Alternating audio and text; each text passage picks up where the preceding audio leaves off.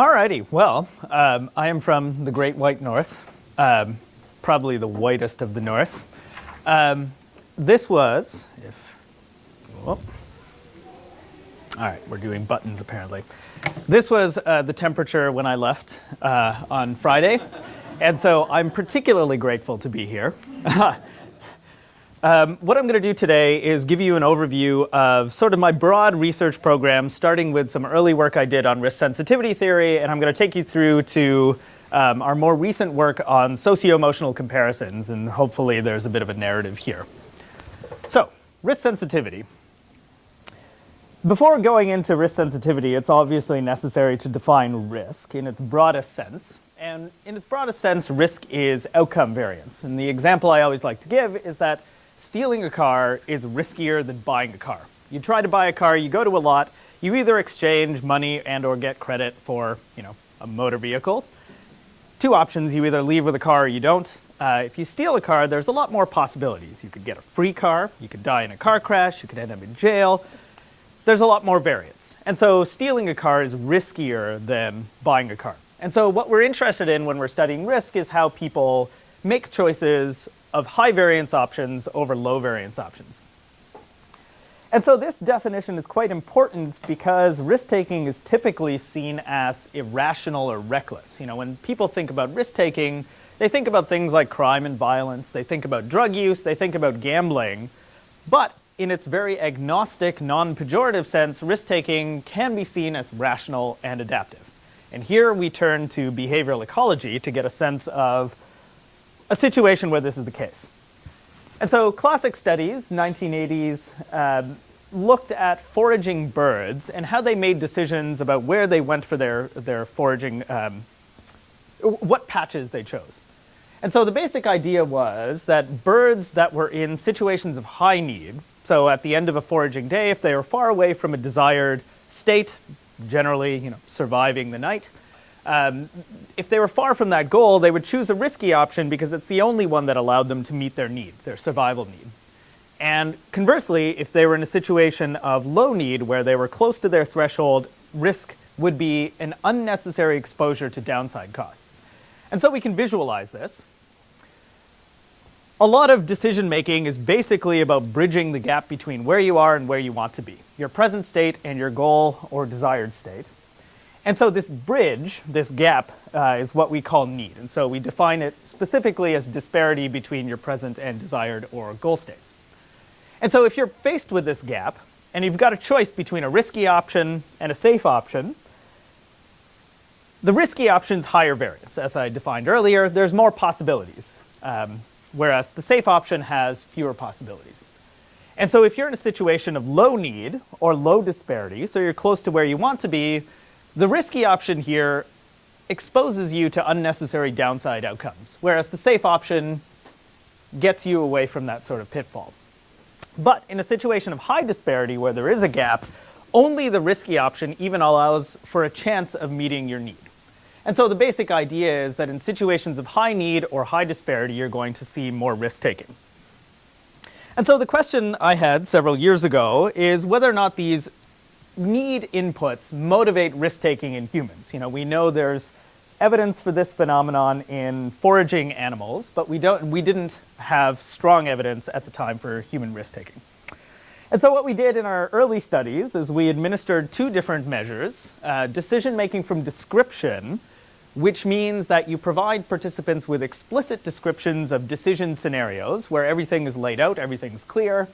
And we used a task of decision-making from experience where people had to learn the yield characteristics of various decision options through interacting with them. And so we didn't give people statistical numbers, we gave people an experience and saw whether or not they could learn the foraging patch structure and then make decisions accordingly. So, the descriptive decision-making task we took from a paper by Rhoda et al. Participants had to make 20 decisions between low-risk and high-risk options, and each decision was made under some systematically varying condition of need or disparity. This is a within-subjects task. Everybody faced the same 20 decisions presented randomly. And what we did is, because everything is explicit, and because the need levels are explicit, everything's laid out, you can calculate the objective probability that any one option will allow you to meet your need for a particular decision. And we can plot that actual calculated probability against people's actual decision tendencies. And so on this graph here, on the x-axis, we have the probability of somebody meeting their need. And this is calculated objectively, as I mentioned. And what you see is the difference between the two options.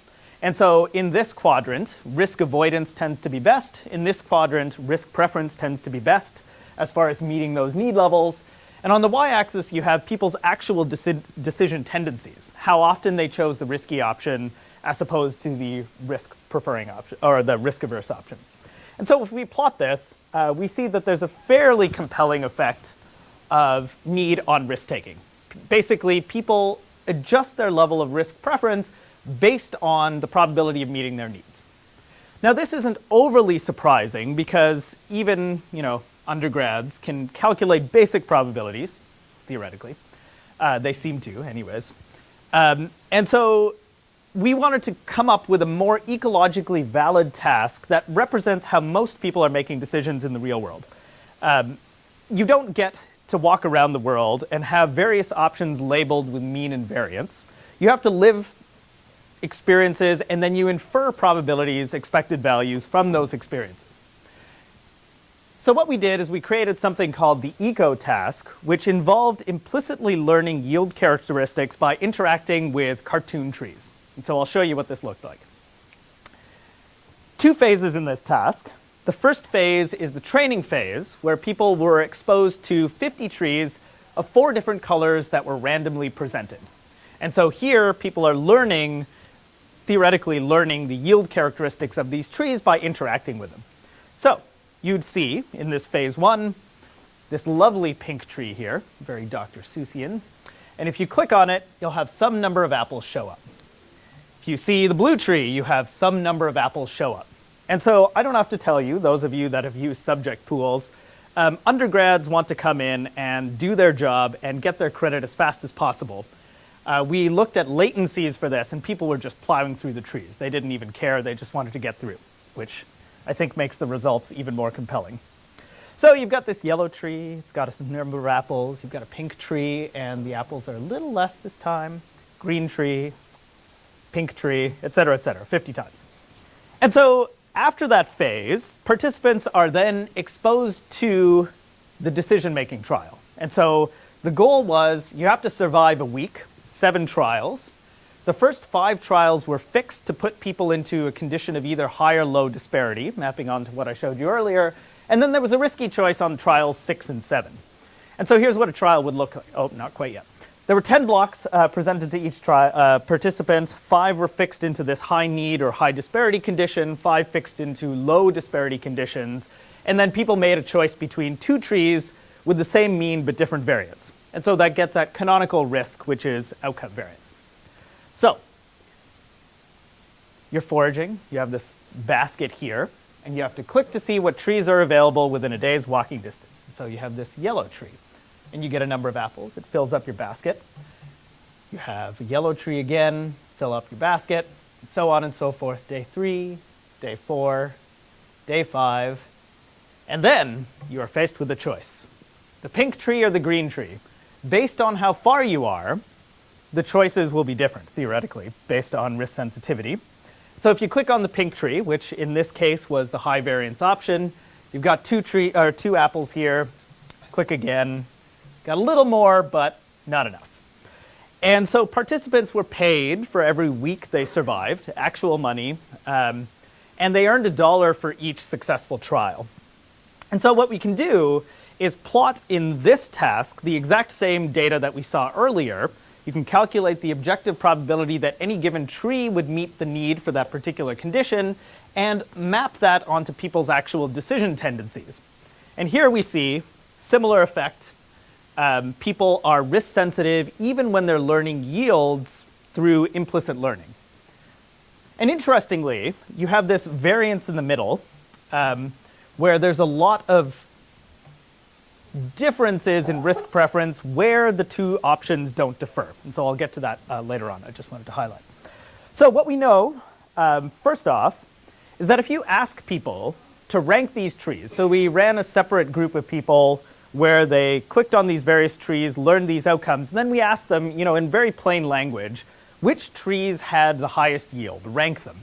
Which trees had the biggest spread of outcomes, variance. And what we find is people's rankings of these trees do not differ from chance. They are random.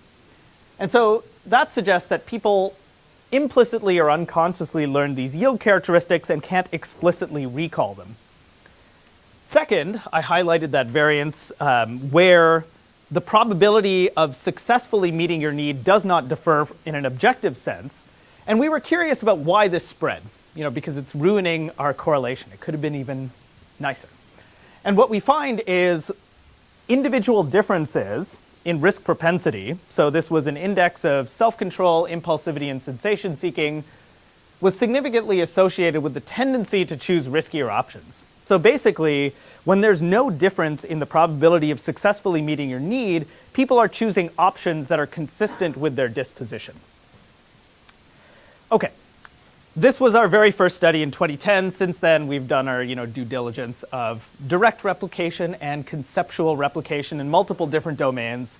The newest being an analysis of NFL decisions across 3 years in the NCAA and NFL, where we show that teams are incredibly risk sensitive.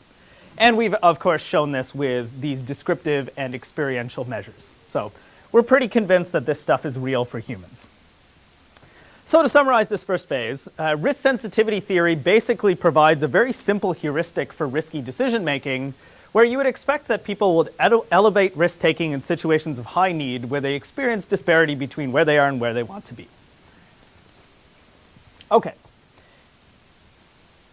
Disparity is one of the defining sort of political and social issues of our time. And we've heard a lot about this, and it takes the form of inequality. So starting with the Occupy Wall Street movement, I was going to say All Lives Matter movement, but that's scary alt-right Republican stuff. Inequality is one of the biggest social issues because there's a lot associated with these outcomes. And it's becoming quite worse if you look at the data. So these are graphs of income before taxes in the United States. And you can see that the top 1% has been enjoying substantial gains over the years. This particular graph ends at 07, but I can tell you that the data since the Great Recession has only exacerbated these differences. And we also see that actually after taxes, when you do the redistribution, you're seeing that broad swaths of the American public are doing worse now than they did for a number of years. And so things are getting worse. This is an index. So there's been a large body of research, of epidemiological research, looking at the association of aggregate level inequality with social and health ills. And so this is from Wilkinson and Pickett's lovely book, The Spirit Level, where they show this graph of an index of various health and social problems. So these are things like homicide rates, teen pregnancy, institutionalized trust, proportion of women in legislatures. Almost every social and health phenomenon that's been investigated is associated with income inequality. And here we get to see American exceptionalism at work. High levels of inequality and high levels of social problems. And these are restricted to developed countries. And here you can see Canada is always in the middle, and then we have Europe at the other end, caught between two poles. And so this is compelling, this is interesting, it's suggestive, but Simpson's paradox dictates that aggregate level phenomenon don't necessarily translate to the individual level. So we were curious, given our focus on risk-taking, of whether or not inequality is associated with risk-taking at the individual level. Does being a victim of inequality or being on the bottom of a hierarchy of need lead to greater risk-taking? And we'd expect that given that risk sensitivity is all about comparison of where you are and where you want to be, inequality is a pretty good analog of that. You have your own position, you have the position of others, and you have to see how you bridge that gap. So what we did is we ran experiments. We manipulated inequality in a couple of different ways. The first was sort of external income inequality, where we brought pairs of people into the lab and gave them differential pay, very classical monetary inequality. And in another set of studies, we manipulated inequality in perceived embodied capital. And in this case, in classic psychological form, we made undergrads feel stupid or not. And what our dependent measure was the choice task, which was adapted from a fine gentleman's work in 2004, one Daniel Fessler, where we presented participants with a number of choices between a guaranteed option and a risky option that's higher variance. And so, as I mentioned, we took pairs of people, run in same-sex pairs, and we had a number of conditions. So two no inequality conditions, one where participants were given nothing, one where each of the pair of participants was given $10, and another where a participant was given $10 and the other nothing. And so what we did then is got them to go and play this gambling task, among other individual differences measures. And what we found is that victims of inequality engage in substantially more risk-taking than others. Given the environment we're in of the replication crisis, I will note that sample size isn't great, and that p-value is seriously scary. So I'll get to solving that problem later.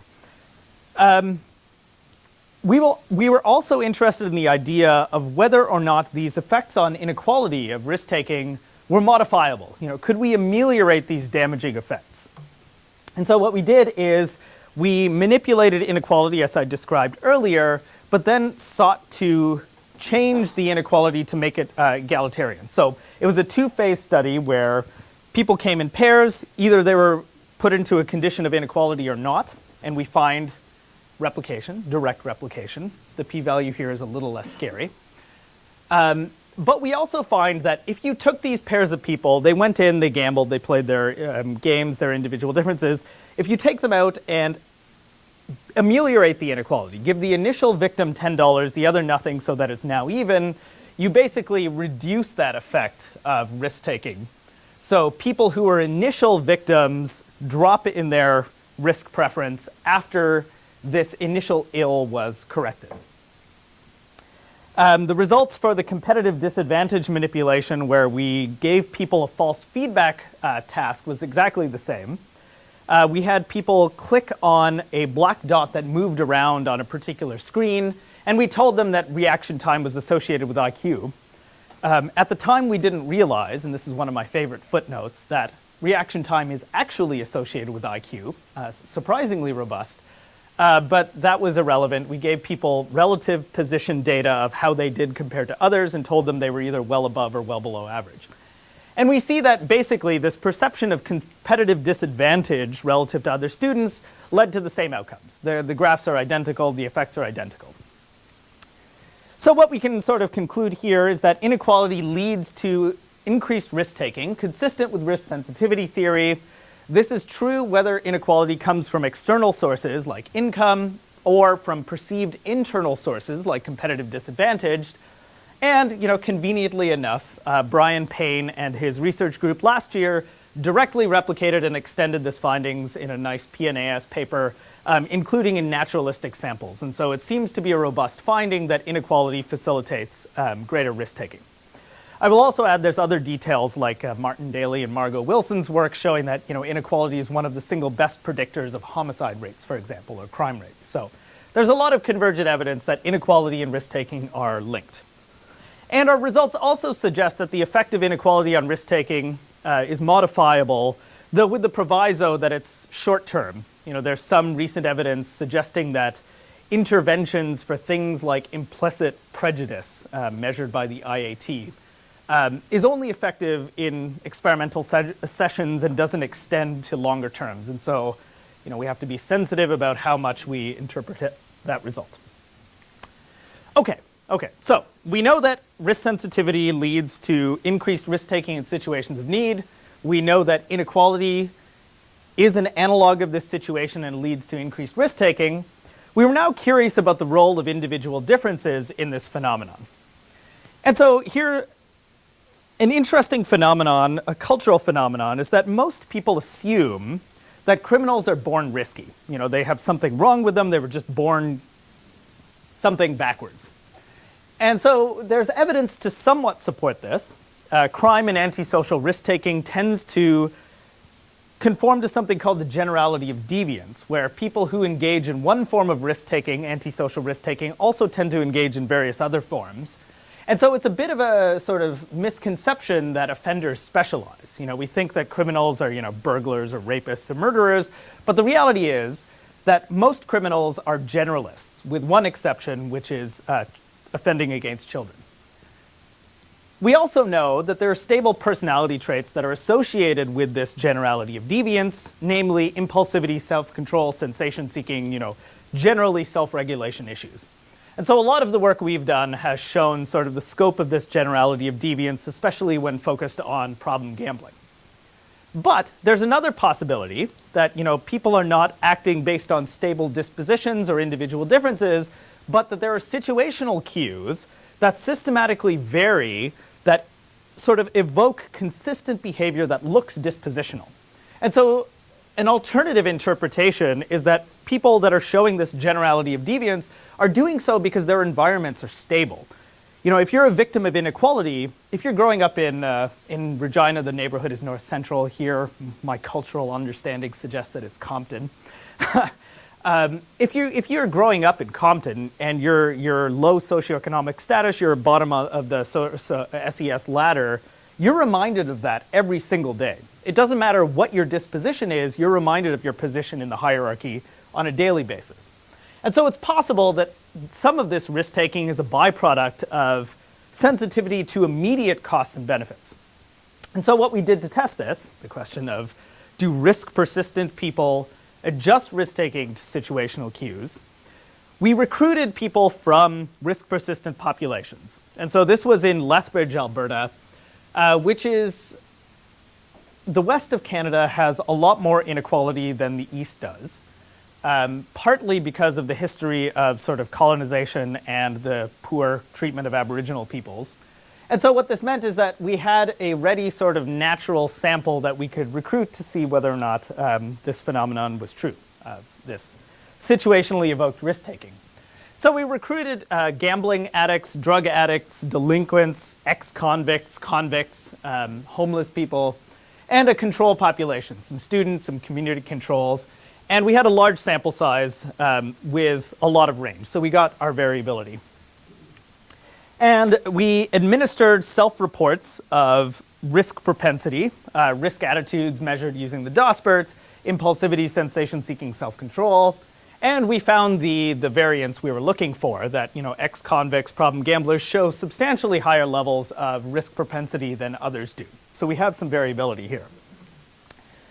What we did was then give people the tasks that I showed you earlier, the tree task and the descriptive decision-making task, and had people play these games in lab. And so I'm going to present simpler graphs this time, just split into high need, low need. Rest assured that the correlations remain strong. So what we can see here is that if you look at community members and student populations, you have the standard risk sensitivity effect, people who are manipulated to be in a high need situation in a descriptive decision-making task engage in higher levels of risk-taking. But what surprised us, we were expecting an interaction with individual differences, but the risk persistent sample shows the exact same pattern of effects. No difference from more privileged community or student samples. If you give them these choices, they're making riskier choices when it makes sense to do so and avoiding risk when it makes sense to do so. And those are robust findings, and the sample sizes are, you know, defensible. We then gave them the decision-making from experience task, the learning of the trees and their yields, and we see the exact same pattern of effects. In fact, the effects are larger. Community and student samples show this classic risk sensitivity finding of elevation of risk-taking in high-need situations, but again, risk-persistent populations who show what appears to be dispositionally higher levels of risk propensity, they're sensitive to levels of need as well.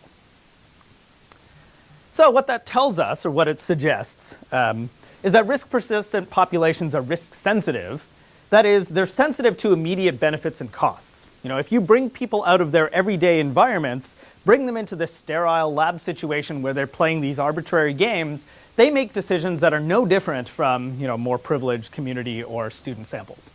And so our interpretation is that risk persistence may be in part a product of consistent exposure to disparity cues, like inequality. And so Bruss and Greiling have this nice theoretical paper in 1999 suggesting a term, enduring situational evocation, where certain characteristics of the environment lead to particular behavioral outcomes. Okay. That gets us to some newer work on something we call the relative state model. And so part of the problem is risk-taking is complicated. There's a lot of problems to reconcile, and I'll introduce you to some of them. First of all is that risk-taking, as it's canonically defined or thought of, is generally in the antisocial domain. Crime, gambling, drug use, whatever. Generality of deviance. But we know that there's risk-taking in various other domains as well. In asocial domains like recreation, investment risk-taking, and we have pro-social risk-taking where people are explicitly taking risks for the benefits of others. Firefighters being one example, though they get their own compensation.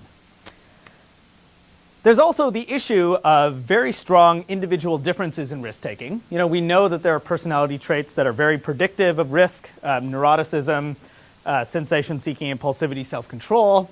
We know that there are individual differences in embodied capital that are associated with risk-taking, where some people who are more able to take risks do so more often because of that ability. And we also know that there are situational and environmental influences on risk-taking that are much more acute or situational. So inequality being one of them, degree of competition being another. There's also issues of domain generality and domain specificity. And so this is getting into sort of the weeds of a judgment and decision-making debate. But there are broad theoretical frameworks that suggest very different structures to the nature of risk. Economic trait models suggest that every single person has a single utility function that describes their preference for risk. The generality of deviance framework suggests that there are stable individual differences that underlie various forms of antisocial risk-taking. But contrary to that, there are other models, like the risk-return model, which suggests that decision makers compute the costs and benefits of risk-taking in separate domains, and therefore they're separated. There's no stable individual differences there. And then there are evolutionary approaches. Andreas Wilke, X.T. Wang, Daniel Kruger have done nice work showing that there are evolutionary relevant domains that lead to very different patterns of risk-taking within individuals. So how do we reconcile all of these things? How do we reconcile the fact that there are personality traits associated with risk, but also these domain-specific effects? And so what we did in a recent theoretical paper is suggest that there are two non-independent pathways to risk-taking. There's need-based risk-taking, where people elevate their sensitivity to variance, their preference for variance, in situations of high need. That should sound familiar. That's risk sensitivity theory. There's also ability-based risk-taking, which suggests that risk-taking is an affordance. It's an affordance of competitive advantage, and it may potentially signal ability to third parties. And so risk sensitivity theory, you should hopefully know what that is by now. Elevate risk-taking when you're far away from a desired goal. And there are classic examples of this. I love cat memes. I teach almost exclusively using cat memes. So, stealing food to feed your family. Need-based risk-taking. Hail Mary, yesterday, the Super Bowl, I'm not much of a sports fan, but, I read that the Eagles won in somewhat of a surprise at the end with a push. That's risk sensitivity. They were behind. They pushed the decision-making with riskier plays, which are passing. We know that passing has higher variance than running does. And that's a classic example of need-based risk, the Hail Mary pass to win it all. Another classic example, I don't know how many sports fans there are in the room. It's always risky in academia. But when the Seattle Seahawks lost a couple of years ago, basically what they did was a failure of risk sensitivity where they passed in a situation where the expected value was higher for running. But that's a separate story. Classic.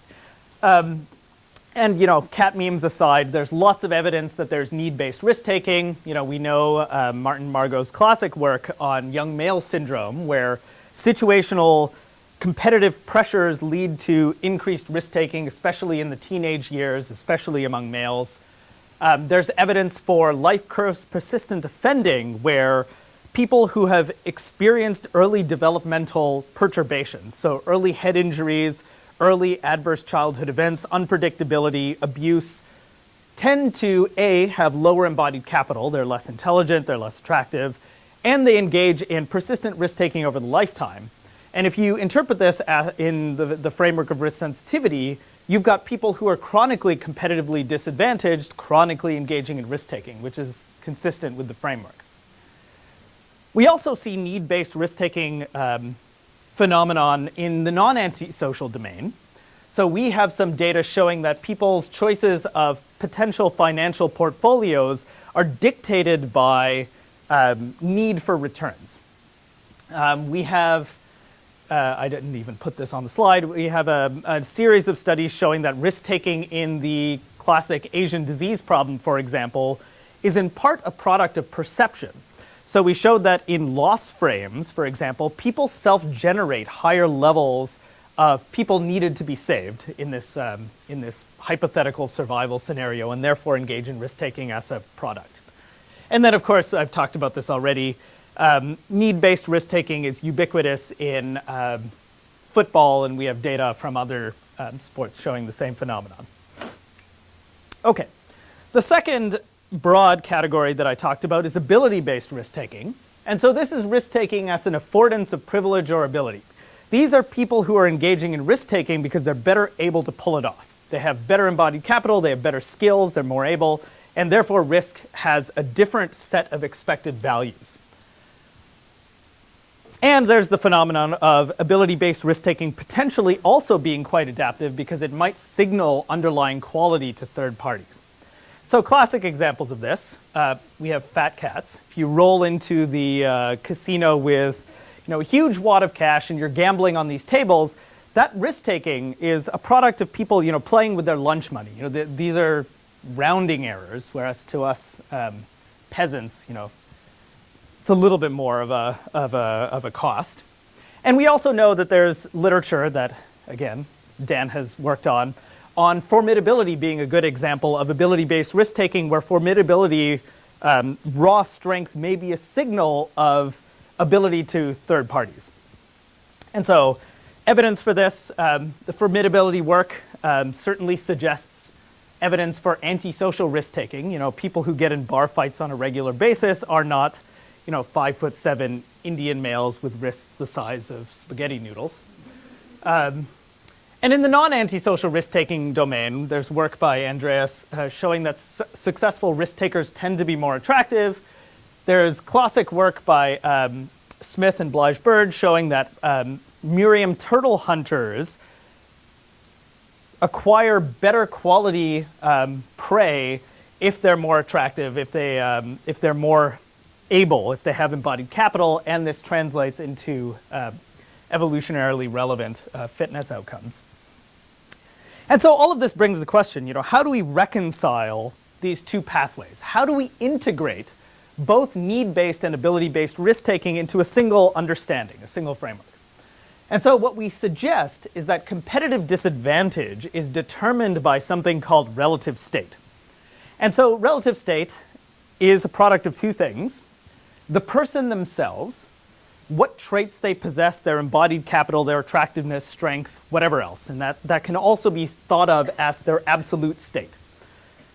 But that also interacts with the situation, and that's a product of environmental quality, the environment in which people are engaging in risk-taking or not, and the quality of their competitors. LA is an interesting place. I have never been in a place with so much conspicuous consumption, ever. And so all of a sudden, I feel wealthy in Regina. I'm a business prof. I don't feel wealthy here. And so my absolute state is the same.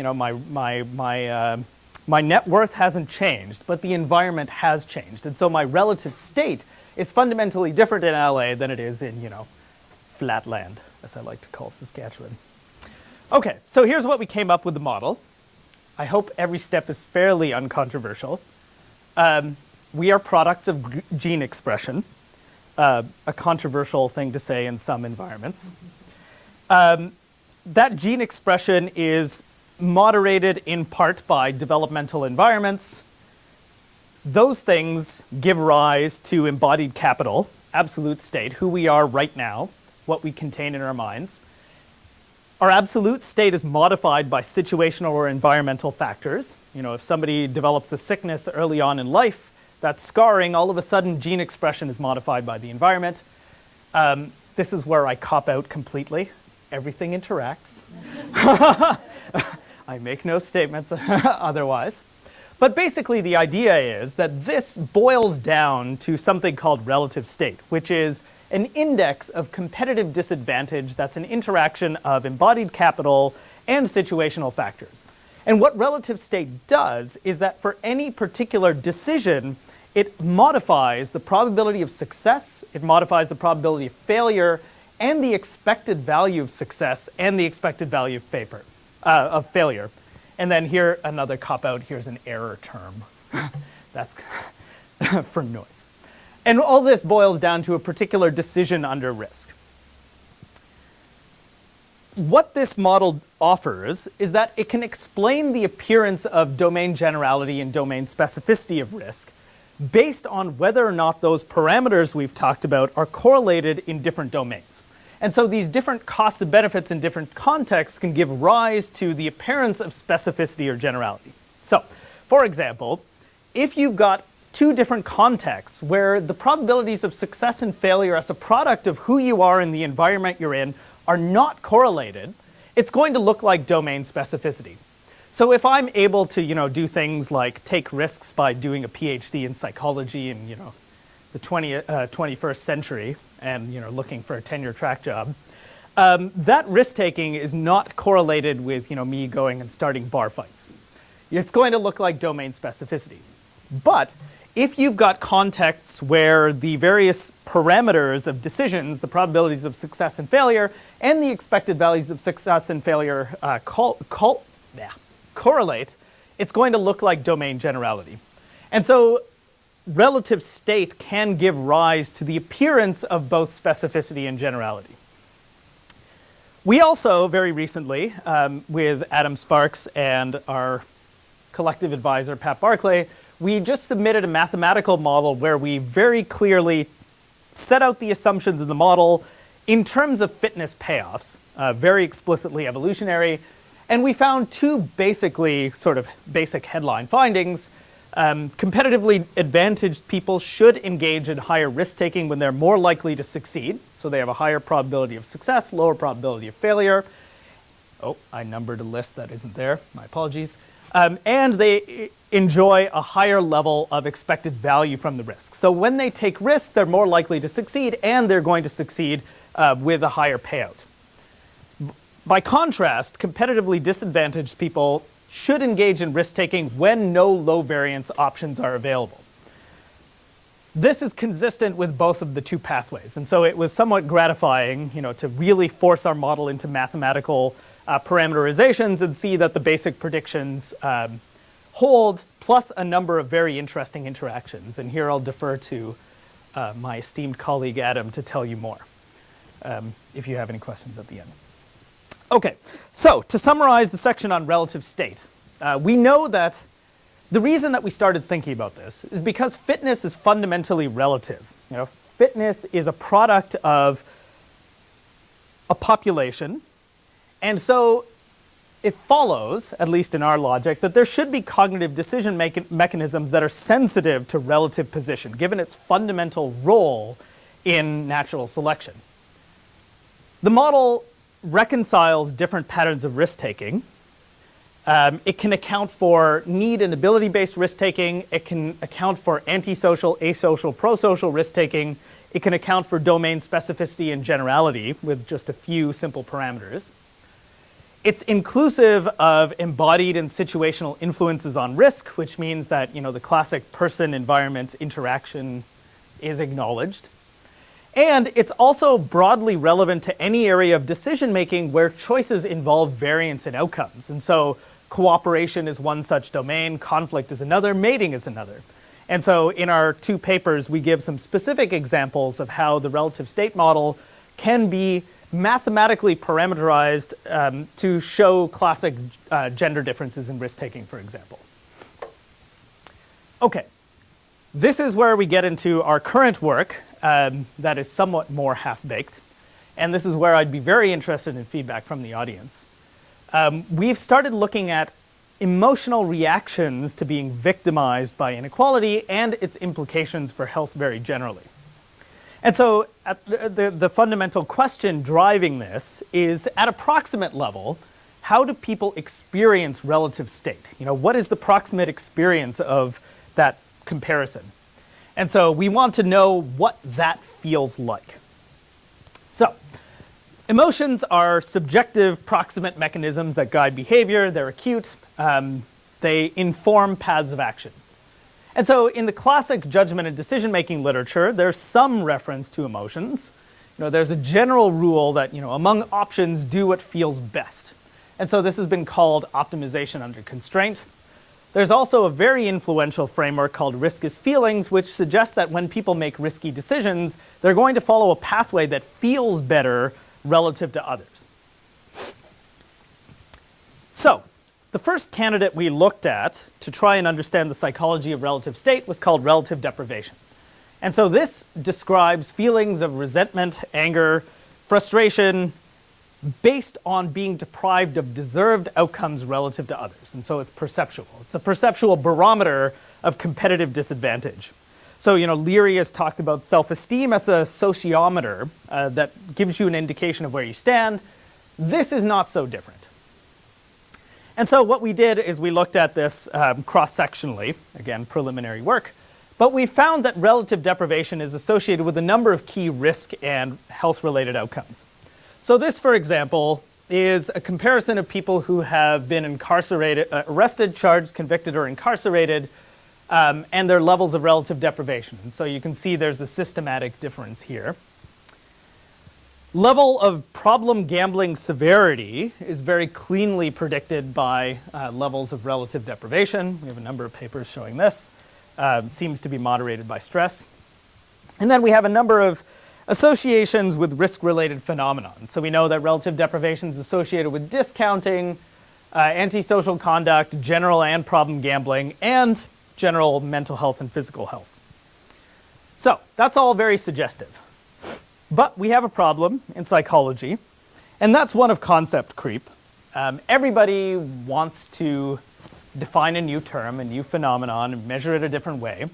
And so when we went to the literature to really understand theoretically, what are we assessing here, it turns out that that basic phenomenon of an emotional reaction to social comparison takes many forms. And so I've told you about relative deprivation, but dispositional envy is another term, looking at others and feeling bad about where you stand. Malicious envy is looking at others, feeling bad about where you stand and wanting to drag them down. Justice sensitivity is about whether or not somebody else getting something is just in your own worldview. Self-esteem is about how you feel about yourself, which is often defined by how you feel about others.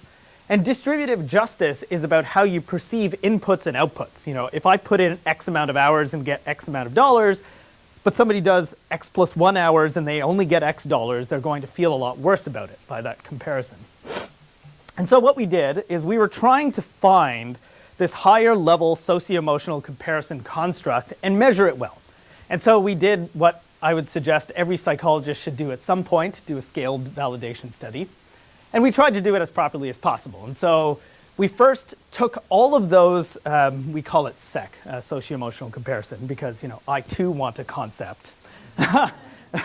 And so we took all of those measures, looked at their intercorrelations, and ran a exploratory factor analysis. And what we found was there was a single latent factor that emerged that explained variance in all of these key measures. And so what we did is we developed new items. We consulted experts in these various fields to generate new items, to use items from previous scales and just throw them into a battle royale using standard item retention thresholds. And then we wanted to show that what we found replicates across various samples. And so we did a confirmatory factor analysis showing in a new sample that higher order sec is absolutely out there.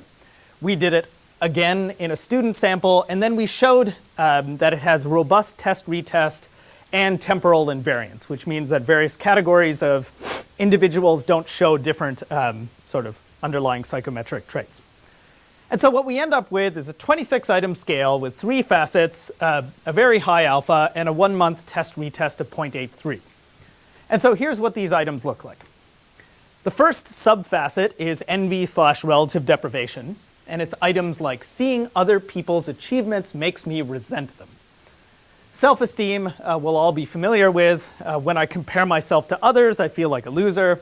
And then distributive justice is about inputs and outputs. So compared to others, I don't get rewarded for how hard I work. What's interesting, though, is this was all motivated. So I've started collaborating with clinical psychologists more than anybody else, interestingly enough. Perfectly in keeping with being a business professor. And what we found is this SEC construct is incredibly associated with mental health. You can see the correlations with depression and anxiety and stress are enormous. And so these are internalizing disorders, but we also see these associations with externalizing, like problem gambling, and we see robust associations with physical health, self-reported, however. And importantly, to show that we've really found something that's worth attending to, at least in my mind, we show that our socio-emotional comparison scale explains variance in these key outcomes above and beyond demographics, which in mental health are incredibly important, and every single directly related concept, including negative mood and positive mood, which is inherent in a lot of these phenomena. And so these are going to be incredibly numbery, but all I want you to attend to is that after all of these items, we are still explaining significant amounts of incremental variance in depression here. This is anxiety, again, and then stress. And so whatever latent socio-emotional comparison factor we've measured seems to be incredibly important even above and beyond every single input that kind of sounds exactly the same. And this is where, I would love feedback from the audience. This is all based on correlational studies. It's obviously limited. And so there are a number of next steps that we're undertaking right now. And the first problem is direction of causality. Is it the case that people who have mental health issues also have higher socio-emotional comparison reactions as a consequence of being deprived compared to others? Or is it that the mental health problems follow? And related to that, can we experimentally manipulate this experience? Test-retest of 0.83 suggests either a dispositional component or an enduring situationally evoked component. But if SEC can be experimentally manipulated and we can show that there are acute reactions, that would suggest that there's an environmental component that is more acute. We have our 1-month test-retest of 0.83, but longitudinal study would also inform whether or not individual time points of the experience of SEC also move with various mental and physical health outcomes. And as I mentioned, it could be that socio-emotional comparison, as we measure it, is a product of poorer mental health.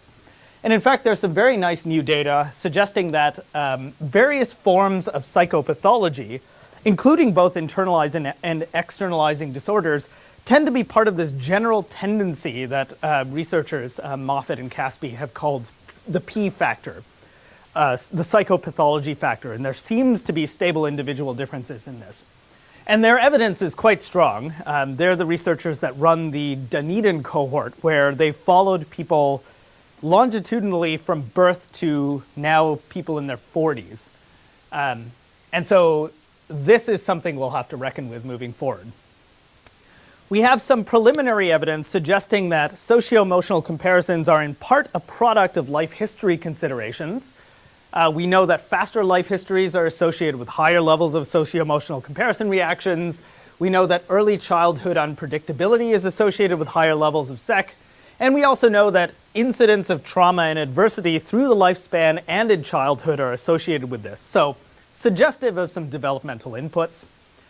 We also have some evidence suggesting that SEC is somewhat buffered by resilience factors.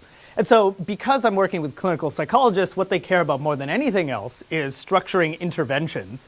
And given that SEC is so strongly associated with mental health, the question then becomes, how do we change this? How can we reduce the effect of SEC on these negative outcomes?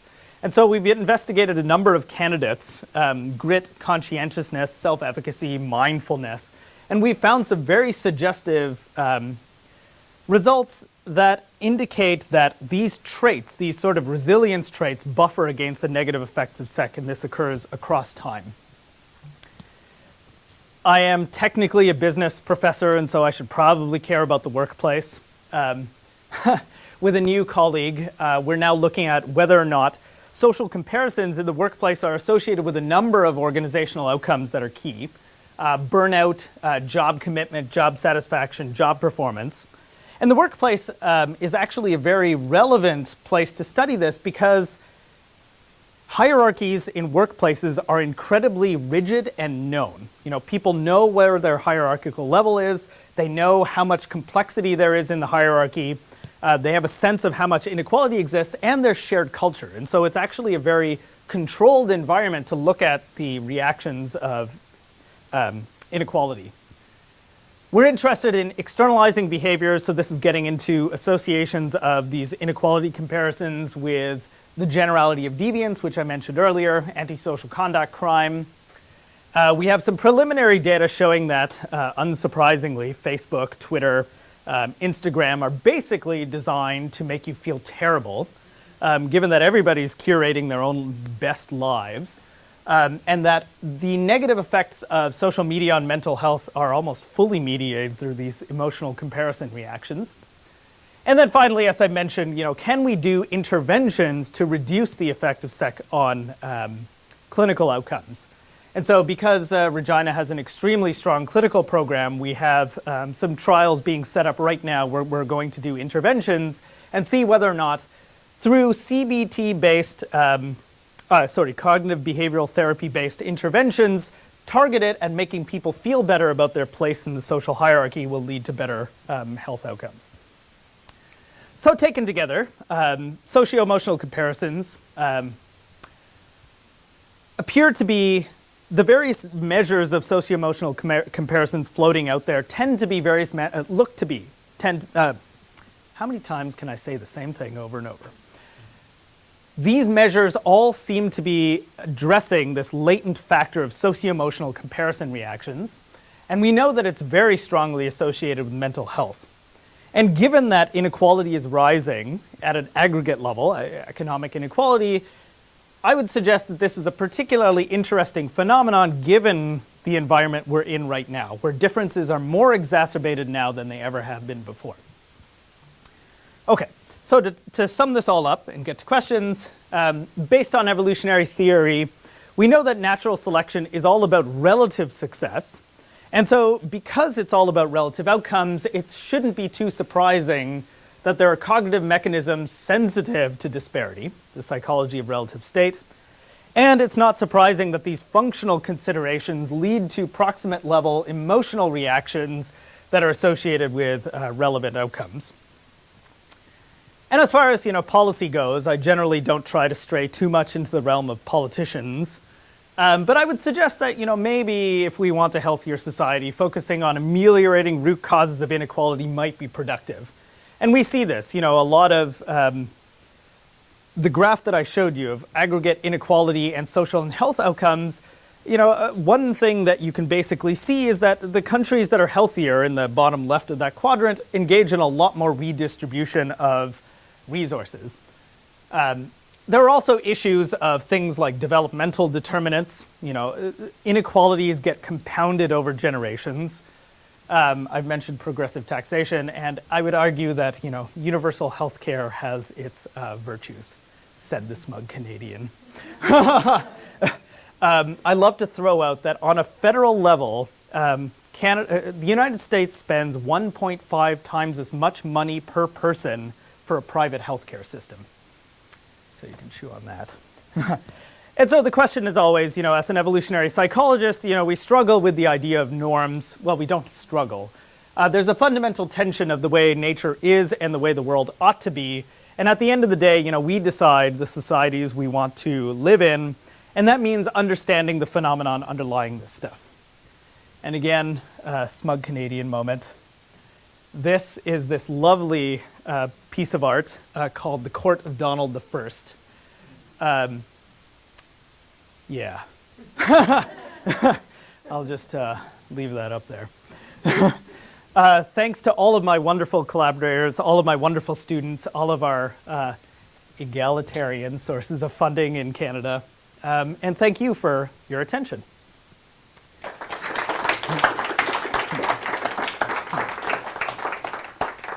All righty, questions. Let me get my notebook.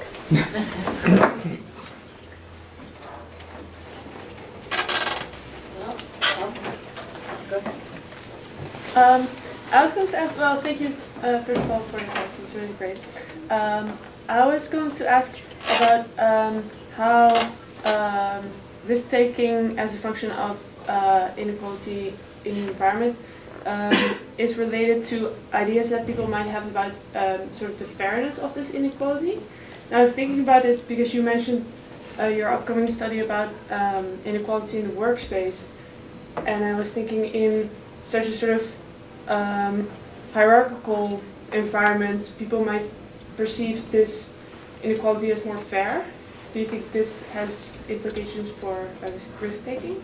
Yeah, so two of the measures we used, justice sensitivity measures exactly that. The degree to which you're bothered by outcomes based on inputs and outputs. And distributive justice is actually even more explicitly that. Distributive justice is actually one of the biggest areas of study in management. And it's basically the idea of inputs and outputs. And so in the workplace, you have a number of inputs. Your education, your experience, the time you put in, your efficiency, your IQ, all of these things. But the outcomes that people enjoy are not necessarily tied to that. So, some people are working very few hours and making enormous amounts of money. Some people are working very hard and making a lot of money. And so we have to reconcile those inputs and outputs. But what we've found is that, so the individual differences we had in the inequality studies, justice sensitivity and distributive justice moderate nothing. People tend to see, based on the data we have and the data I've seen elsewhere, people tend to really care about inequality of outcomes and they care less about how it happens. And the workplace, I think, is going to be particularly informative in that sense because it's a much more homogeneous environment where the nature of the work should be fairly clear and known to everybody. And so we're very curious to see what happens. We have on tap a sample of managers and workers in a public company in India, thousands of people. And so we should have a good sample size of an organizational structure to get at those kinds of questions. But I think it's an absolutely important problem to solve. Does that answer? Great, thank you. Excuse me, you're coming from a business background, and one of the things that you didn't talk about was the incredible risk to be an entrepreneur, to have that small chance of being very successful, which is so valued in this country, and get you into the 1% if you're lucky. And so, I mean, who are those people? Because most of them fail. Most restaurants that open fail, most 80%. Small businesses fail. Do you think about that aspect of? Yeah, so I should apologize first. I look like a business prof, but I'm really not. I kind of snuck into a business school. I like to tell people that I never took or taught a business class before I was hired as a business prof. But interestingly enough, if you look at the association of things like inequality and entrepreneurship with imperfect assays, so say we look at patents per capita, you tend to see higher levels of innovation and entrepreneurship in more egalitarian countries. So the United States, even though it's land of the big dream, whatever else, if you look at patents per capita, Finland destroys the United States. And part of it is about risk management. And so in studies of entrepreneurs at the individual level, they've shown that entrepreneurs tend to be more risk averse than others, not less. And this is related to managing all of the uncertainty of starting a business. And so if you're risk averse, you plan more. And so successful entrepreneurs are actually among the most risk averse people because they're engaging in more planning behavior. And so related to that, part of the interpretation of why you have higher levels of innovation and entrepreneurship in more egalitarian countries is that if you quit your day job to start a business in Finland, you're not going to lose your health care, you're not going to lose your social support. You can actually take the risk, but it's not actually riskier because the variance in outcomes is lower. And so it's one of those sort of counterintuitive findings of if you have a more egalitarian structure, you'll actually get more innovation. And related to this, academics, if you look at granting regimes, the United States, with its granting agencies of NSF and NIH, and they operate on the superstar model. Like the winners take most of the pot, the losers get nothing, the success rates are quite low. In Canada, it's the opposite. NSERC is our natural sciences agency, and the success rate for a standard research grant, which is at minimum $20,000 a year, is 50%. Yeah, and renewal is 85%. And it turns out that if you look at publications, patents coming from primary research, more egalitarian funding regimes lead to much better outcomes because you never know where the good ideas are going to come from. Investing in established superstars means that you're investing in people who have good ideas, but there's a lot more out there, and you're missing out on it. And I think this is the biggest tragedy of societal level inequality, is you never know where talent will come from. And so, it's a bit of a moralizing point, I apologize, but there's a lot of evidence that egalitarianism is better. Another very different thought that I had is if you look at human history, humans move from one place to another, which is a risky thing to do. And it's probably because things aren't quite as good where you are, but movement, everybody here is an immigrant that left someplace else to come here. Which is, how do you fit that into this at all? It's definitely part of human and animal history to deal with changes in local ecologies. Yeah, I couldn't agree with you more strongly. To go to an anecdote, my parents immigrated from India in the 70s, and having visited a few years ago, my dad grew up in a rice village of 200 people in a mud hut, and here I am, a business prof. My brother's fancy allergist. He's a real doctor. I have a much better life than you. Yeah, in talking to my parents, I don't have systematic data on this, but it's a question that's on our radar. And what you do see is that a lot of the people who do end up immigrating are the ones in situations where there are no low variance options. And if you want something greater, something bigger, the risk is worth it. And so it's quite consistent with risk sensitivity. And historically, I know there's some data that have looked at social mobility based on last names, for example, and you tend to see similar patterns cropping up over and over again, which might suggest some kind of individual difference function there. But I think that it's an incredibly interesting question, and I don't know of anybody who's empirically studied it quite yet. So, something to be investigated. Thank you. So, thanks, Sandeep. Really interesting stuff. I have a minor methodological question and then a translational suggestion. So, in studying individuals with a history of self-destructive and/or antisocial risk-taking, and showing that their behavior looks similar to the controls from the community and the students. You mentioned that this includes problem gamblers, but you didn't tell us what percentage of that sample is composed of problem gamblers. Because if you think about it, whether through explicit calculation or strong training of intuitions, gamblers should be very good at solving the problems that you presented them with, right? So the fact that they have addictions that are destructive to their overarching lives doesn't mean that that they aren't better at gambling in many ways than the typical person. Yeah. So what fraction of, so you mentioned that you drew from a variety of sources of people. What fraction of those were people with a lot of experience gambling? So problem gamblers in this particular sample were highly elevated. Typical prevalence is 2 to 5% of the population. Here it would have been a lot higher, but I presented those groups discretely just to show the variation.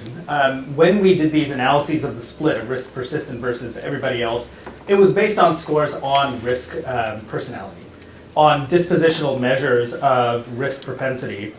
And if you analyze it in a continuous way using the regression, you still find the same results independent of that categorization.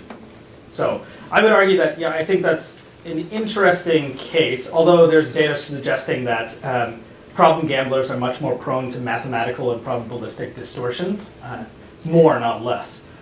So they're not learning anything, which might explain the persistence at an irrational negative expected value behavior. But if you look at it by category, if you look at it by individual differences, the results are still robust. Thanks. So the translational suggestion, you mentioned social media use, and I'm sure you know Jean Twengey's recent work suggesting the pathogenic consequences of smartphone technology in general, probably social media in particular. But something that has struck me going back to the days when I worked in Indonesia in the 1990s, and I believe that there was some evidence from mate satisfaction research, for example, and that's just media exposure. So, turn on television and the average individual that you see will be more attractive, better dressed, have signs of greater wealth than the average person that most members of that audience would be exposed to outside of a little box, right? A big flat screen now. So it seems to me that this is an evolutionarily novel technology. People really have a hard time contextualizing that as, just like they have a hard time contextualizing Facebook as curated, right? That those people are not as happy as they seem to be. That was probably a shitty vacation. I bet they got diarrhea. But look at the beach, right? They have a hard time contextualizing that because they only see the positive signal. Similarly, I think that when people see commercially produced mass media, they see that as a veridical feature of their environment rather than as a completely artificial slice. So that suggests that your underlying construct should predict the consequences of media consumption in general. That people in particular who are fond of programs that show affluent individuals with well-established social networks and a deal of political as well as financial power should feel very differently about themselves. Yeah, I couldn't agree more strongly, and I think this raises a problem. Stu West at Oxford has written about this a bit. I think that media matters, but it might matter less than you might suggest because So Stu West has talked about local versus global competition. And we were talking about this a little bit earlier, of who do you see as a relevant comparator is a fundamental question underlying all of this. And we don't have an answer to that quite yet, but we're working on it. My local competitors, who I see as competing for resources in a meaningful way, would almost certainly be local. When I think about where I stand, I think about, people in Regina. How are other professors doing? How are people doing in my faculty? How are people doing in my city? How are people doing? And, with every layer of distance, I would suggest that the visceral knowledge of all of the, so one thing you mentioned that I thought was quite fascinating is, people watching these shows that follow people's lives. I would guess that would be much more evocative of such reactions than just seeing a glimpse of some beautiful face on an ad going down the street, because now you start to see them as human beings with they get up and they eat and they drink and they have friends and whatever else, and you have knowledge of these things. But I think it's an open question of how much the scale of competition inputs into this, and I would suggest that the more local and the more visceral, the stronger the effects would be. But it's a speculation. I have no data on this, but I think it's worth investigating for sure. So this really boils down to just the ecological validity of the false views that are being presented. And there is evidence to support the intuition that you have there, which it wasn't extensive, but there was work done quite a number of years ago now showing that people who were consumers of these serial programs. Kanazawa. Right. Okay. Another way to work. Yes, yeah. You noted my caveats. Yeah.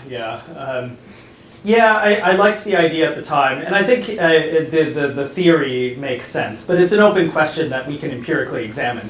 And I think part of the problem with social media, with things like Facebook, is that it is your local group. These are your friends, your family, people you know as real human beings rather than abstractions that are on TV. And I think that's partly why the effects of social media are so insidious, because they tend to be more localized. But again, open question. We're working on it, but I have no particular insight of my own data-wise. But excellent points for sure. Thank you. Yeah. Thanks. This was really interesting. You had said earlier, one of your slides you talked about sort of the appearance of domain specificity versus domain generality. Yeah. And this is maybe heading into sort of needlessly heady philosophical waters, but I was wondering if you had any intuitions about sort of the ontological status of one or the other. I mean, this is sort of something we I think, engage with in science, is the history of where our ideas come from. And part of the reason that this is a problem to be reconciled is because of the heft of economic theories when it comes to decision making. And so if you do anything around risk, you have to talk about economics if you want to be inclusive. And what I see is that there's a very clear divisional divide based on history. So economists still, by and large, buy that there are stable utility curves, and their solution to the problem of individual difference is now evoking utility curves that are special exceptions, so the hidden moderators idea. I mean, the reality is that we have so much evidence that risk is necessarily domain specific. People do not engage in domain general risk taking. Even people engaging in the generality of deviance are not risk taking with financial portfolios or whatever. And so this gets to my personal approach to science, which is I don't like pushing things against each other. I like integrating. And so I would argue that expected utility theory with a couple of modifications that are not so difficult is systematically, basically consistent with other approaches that are more contemporary. And I would also argue, unless you're a postmodernist, that if we're explaining the same world, we're going to converge on some basic realities. So that's my own philosophical approach, is trying to find the overlap and then using that as a jumping board for new empirical findings. So I do like the heady waters of philosophy and epistemology.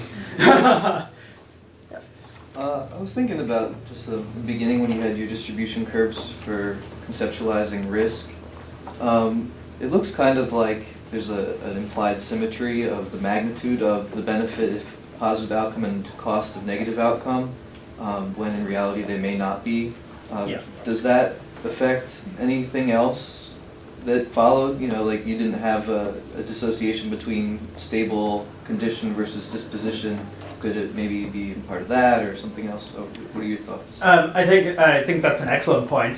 So Ralph Hertwig and his group has done work suggesting that people have this intuitive risk-reward heuristic, where basically people make assessments of risk not based on a distribution of outcomes, but basically looking at anchors. What's the best possible outcome? What's the worst possible outcome? How spread out is it? In my work, I haven't played much with distributions. One thing we've talked about doing is trying to see whether or not people, so with the tree task, for example, if you get people to try and recall those things, not in a different form, the written ranked form, but just show people the trees and just give them a rating. How representative is this particular tree yield? And then from that data, you could then reverse engineer what their distribution of risk looks like. And I'd be very curious to see whether or not it follows that normal curve or whether people anchor on the extremes. And there's actually quite a bit of evidence suggesting that the extremes are more important than the distribution is. That people have primacy recency effects, they have pop-out effects of big wins. You know, one of the best predictors of problem gambling, for example, is an early win, where now your baseline expectations are distorted by this early, very memory-dominant outcome. And so we actually just submitted a grant to NSERC where we proposed to break down risk sensitivity into very, very basic cognitive building blocks. So how do people reckon with extreme outcomes? How do people reckon with memory? How do people reckon with social information? You know, seeing other people take a successful risk might cause a distortion in how you see these probabilities coming out. And so I don't have any particular data on this in the context of risk sensitivity, but it's absolutely on the horizon. I think it's an incredibly important question of how people represent these things in their memory. Just to follow up again on Gandhi's question, part of what you were getting at is that if you're defining variance in terms of approximate currency, you know, different level, it's not necessarily a perfect one-to-one correspondence with the fitness impact of that currency. So if you're near starving, extra calories are way more valuable than if you're very sated and you've got some fat reserves. Then, you know, the same number of calories aren't worth the same fitness amount. So in the mathematical model paper that he mentioned briefly, we have a section where we wrestle with that difficult issue and say, you know, we are approaching this as like defining risk in terms of proximate currencies, and the conversion of proxy currencies into fitness is a complicated thing that varies under certain circumstances. But you know, one of the examples of the way we thought about that is different classes, you know, for example, male versus female might have different returns on proxy currencies as a function of some physiological thing or something like that. And so those are the kinds of analyses that's how we're thinking about addressing it, but it's rather still underbaked, I would say. What I was actually had in mind when I was asking was being more motivated by cost side versus benefit side. You know, like an example of risk taking could be, if I get this grant, you know, it would be great. But I don't necessarily make the choices of, if I spend 2 months writing a grant and I don't get it, then I'm gonna, you know, something bad is gonna happen. And that in different spheres, there may be different strength of influence of cost versus benefit. You know, someone who's already super rich can make $30 billion. You know, what do they need it for? Who cares? It's $30 billion. Whereas, you know, if you're super poor, you might be like, I can't afford to do whatever, even if there is a great outcome with it. In social psychology, there's a literature somewhat related to this on approach versus avoidance goals. And I've sort of colloquially thought of it as, you know, people who seek joy versus avoid pain. So there are some very interesting questions there for sure. Also, as a follow-up to this intervention, have you considered asking the participants to explain their strategy, why they are doing what they are doing? Yeah, so part of the limitation is that I'm not a qualitative researcher, and qualitative techniques are difficult, and so that's a practical cop-out of an excuse. But I think it would be incredibly interesting to use that as an observation of what cues people are anchoring on, and then come up with quantitative or empirical tests of it. So that has flashed across my mind. I just need to find a qualitative collaborator who doesn't absolutely hate evolutionary psychology, because they're so honored. But I think that's an excellent pathway forward for investigating the possibility of mechanism. Is there no other questions? I have one. And your knowledge of problem gambling syndromes maybe speaks to this, but your SEC construct, it seems to me, you've been looking at it only in terms of the, well, I wouldn't say only, you presented it in terms of the decision tree moving forward with regard to decisions under risk. But there's another potential application, which is the decision-making following a substantial event. So in particular, Tatsuya Kameda published a paper a number of years ago in which he presented experimental evidence from Japanese university students, and the claim was that at least my reading of his claim is that that there's an evolved component to the human mind such that people see windfalls as public goods. That is, that they're when there's high variance and little control, that the resource acquired should be shared, right? So they expect others to share windfalls, and when they get windfalls, they distribute them. They expect to distribute them. Right? But it seems to me that there's an intersection with your construct there where that could importantly depend on where individuals subjectively experience themselves relative to comparison points, such that you would expect more of that redistribution psychology in individuals who see themselves as less disadvantaged. So this I have direct data on. So first point is that people who experience higher levels of relative deprivation and SEC are much more likely to endorse redistributionist attitudes and much more likely to identify as liberal. So that completely But that's supports. a priority, right? So the key with Tatsuyas is what happens when you give the people money? What do they do with it? Oh, I see. Right, so it's not surprising that people who would benefit from redistribution endorse redistribution. Yeah. And I think, Michael. That's the framework that led us to that prediction. Right. Which is sensible, and I'm glad that, those guys are doing that, but it doesn't blow me away, right? No, In fact, you don't even need evolution for it, right? You can just say, well, yeah, it's just straight strategizing. Right? No, I'm saying, so, this endowment just landed in your lap. You didn't do anything to earn it. You were just lucky, right? Yeah.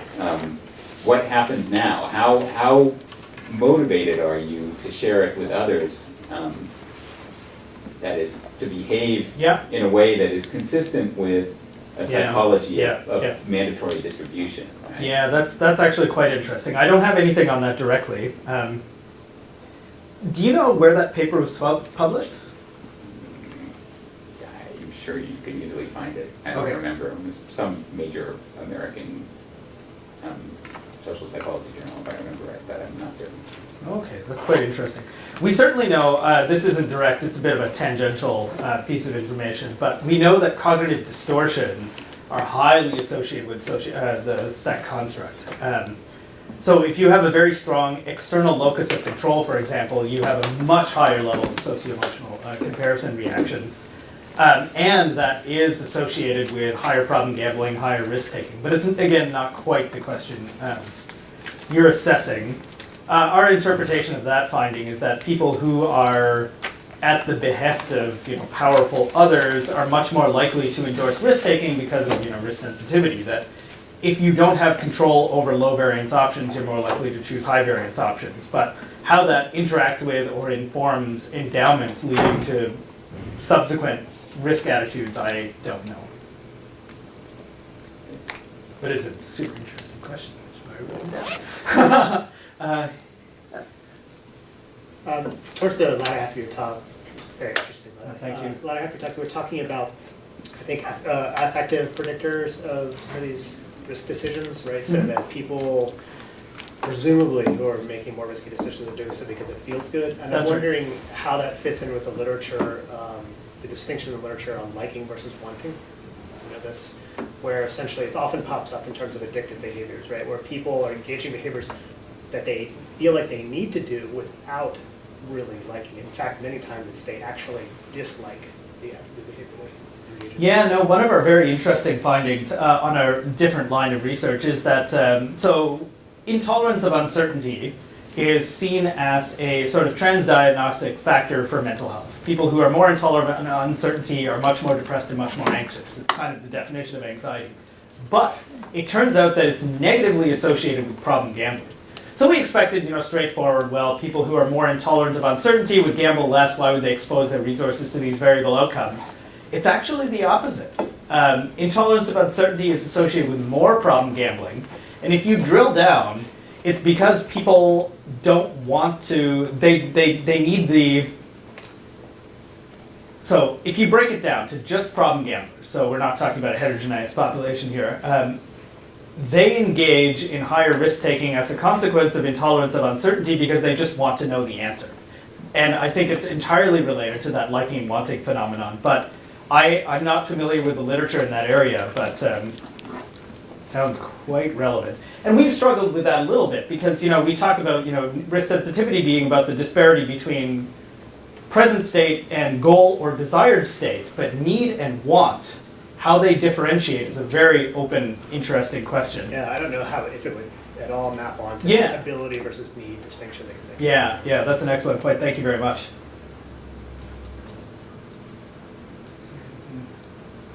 Okay, well, we're just about out of time, so I think we'll stop there. Thank